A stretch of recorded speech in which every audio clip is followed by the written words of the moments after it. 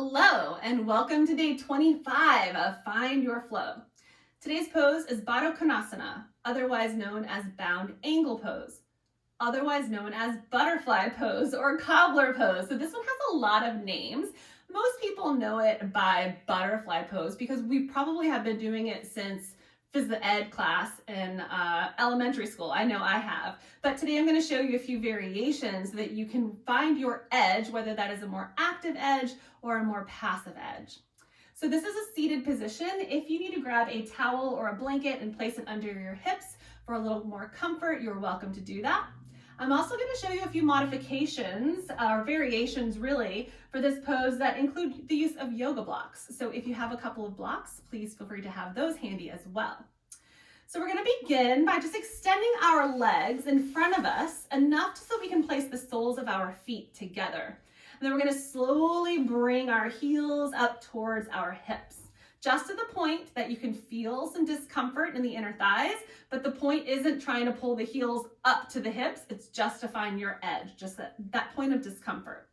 Now, once I get here, what I like to do is take my hands behind me, lift my hips up a little bit, and then just shift myself forward just a little bit more. So it doesn't necessarily rely on me yanking my heels to get them as close as I can, and it also helps me to sit up a little taller as well. Now from here, you can just hold on to your feet, relax your legs, keep your torso nice and tall, and you may already feel the inner thigh muscles opening up and talking to you a little bit.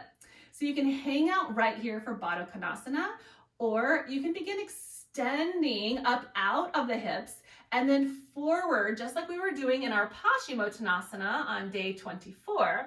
We're going to squeeze our elbows in towards our sides, not pressing them out. That's a different variation, but bringing your elbows in towards your side, making this a very active pose to extend my nose past my toes, actually, instead of rounding. So just being very active here, feeling the opening in the inner thighs a little bit more, seeing if you can use your glutes to actually take the knees down a little more. So engaging those side glutes to help open up a little bit more.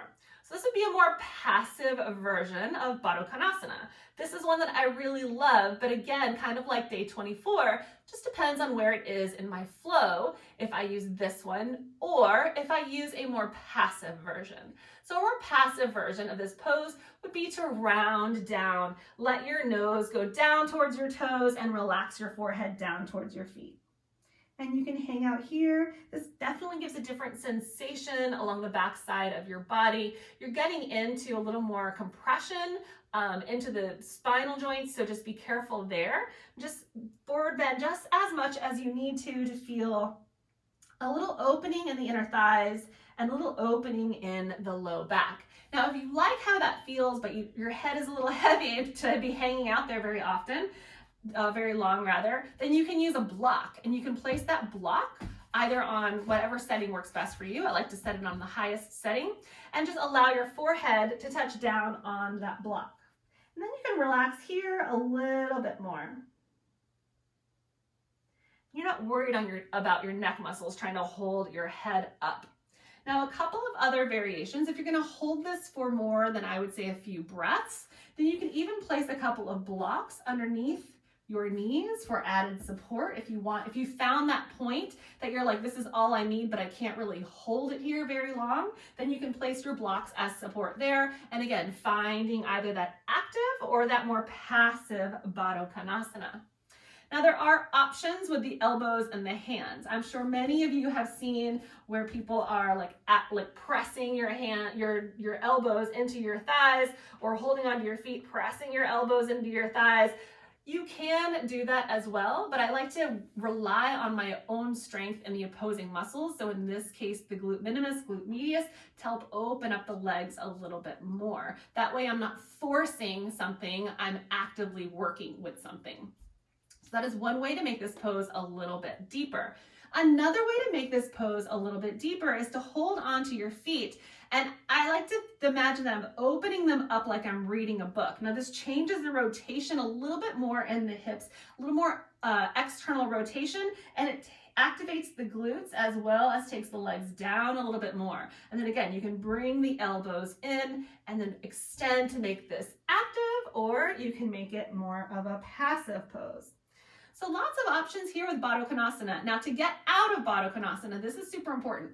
Take your hands underneath your knees and use your hands to pull your knees back together. So all of that work that we did to extend and open up the inner thighs, our inner thigh muscles are loving it. We don't want to all of a sudden now contract them to lift everything back up and pull the legs together. Let the hands do the work. All right, so try out Baddha Konasana. Let me know what you call it. Do you call it butterfly pose? Do you call it cobbler pose? Do you call it by its Sanskrit name? I will see you tomorrow for day 26. Namaste.